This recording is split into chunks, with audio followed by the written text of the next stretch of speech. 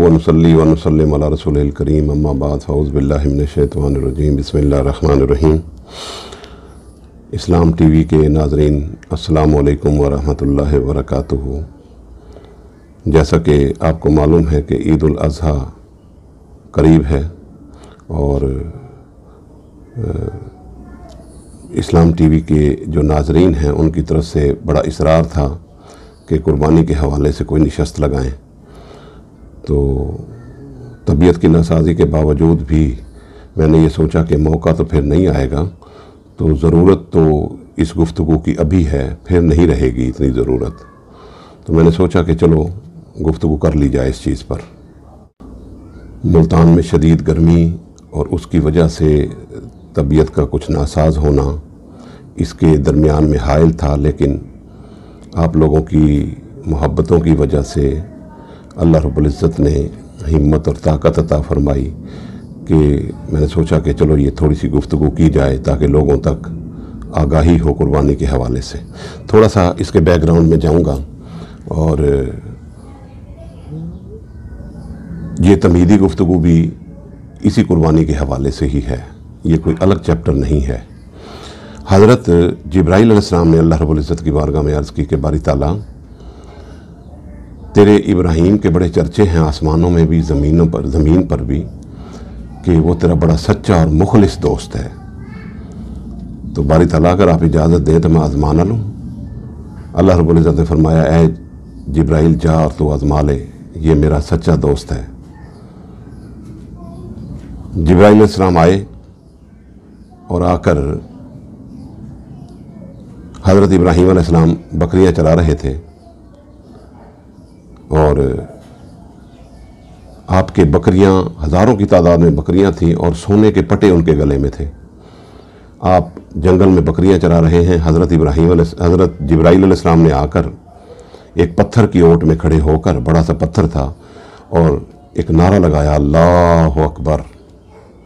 बस ये नारा लगाना था और इसकी आवाज़ सैयदना इब्राहीम अलैहिस्सलाम के कानों में जो पड़ी तो बस फिर बकरियां भूल गए, रेवड़ भूल गए, सब कुछ भूल गए और उसकी तलाश में कभी इधर भागते हैं कभी उधर भागते हैं। और बिल आखिर देखा कि एक पत्थर के पीछे एक शख्स खड़ा है। उसे पूछा कि ये मेरे अल्लाह का नाम तूने लिया है इतनी दर्द व सोज और गुदाज के साथ? तो जिब्राईल अलैहिस्सलाम थे वो, उन्होंने कहा कि हाँ मैंने लिया है। तो कहा कि एक मरतबा मेरे रब का नाम इसी दर्द व सोज के साथ एक मरतबा और ले दो। तो उन्होंने कहा कि अब तो मैंने अपनी मर्ज़ी से लिया था, लेकिन अब अगर मैं आपकी मर्ज़ी से लूँगा तो आप मुझे क्या देंगे? आपने फरमाया कि ये आधी बकरियां सोने के पटे समेत तेरी, लेकिन मुझे मेरे रब का नाम एक मरतबा और सुना दे। हो फिर दर्द व सोच के साथ नाम लिया। जब दर्द व सोच के साथ नाम लिया तो आपका एक कैफ पूरा हुआ, लज्जत आई। बस उसके बाद फिर कहने लगे कि ए नौजवान, ए अजनबी, एक मरतबा फिर मेरे रब का नाम ले दे। कहने लगे कि अब क्या देगा तू? तो फरमाने लगे कि ये सारी बकरियां सोने के पटे समेत तेरी, सोने के पटे के साथ ही तेरे पास, तू ले जाइए। उन्होंने फिर दर्द व सोच के साथ नाम लिया। फिर आपका एक कैफ और लज्जत आई आपको। फिर तीसरी मरतबा आपने फिर कहा कि एक मरतबा और नाम ले दें, इसी तरह दर्द व सोच के साथ। तो उन्होंने कहा कि अब क्या देगा? कहने लगा अब मैं तेरा गुलाम बन जाऊंगा और तेरी बकरियां चराता फिरूंगा, लेकिन मुझे मेरे रब का नाम एक मरतबा और सुना दे। ये हालत थी। बस फिर जिब्राईल अलैहिस्सलाम फरमाने लगे कि ए इब्राहीम, मैं जिब्राईल अलैहिस्सलाम हूँ और मैं इस तरह से आजमाने के लिए आया था। खैर, किस्सा मुख्तसर। अल्लाह रब्बुल इज़्ज़त की बारगाह में जाके अर्ज़ की कि बारी ताला, वाकई तेरा सच्चा और मुखलिस इंसान है, तेरा सच्चा दोस्त है। फरमाया, जिब्राईल तूने तो अपने तरीके से आजमाया है, अब मेरी आजमाइश देख कि मैं अपने बंदे को किस तरह आजमाता हूँ और मैं अपने दोस्त को कैसे आजमाता हूँ। बस वो ख्वाब दिखाया गया कि जो सबसे प्यारी चीज़ है वो कुर्बान कर दे। ऊँट कुर्बान कर दिए, बकरियां कुर्बान कर दी, ख्वाब आता रहा मुसलसल।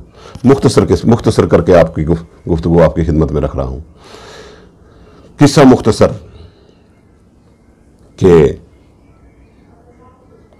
फिर इस तरफ तवज्जो मबसूल कराई कि सबसे प्यारी चीज़ तो तेरी इस्माइल है।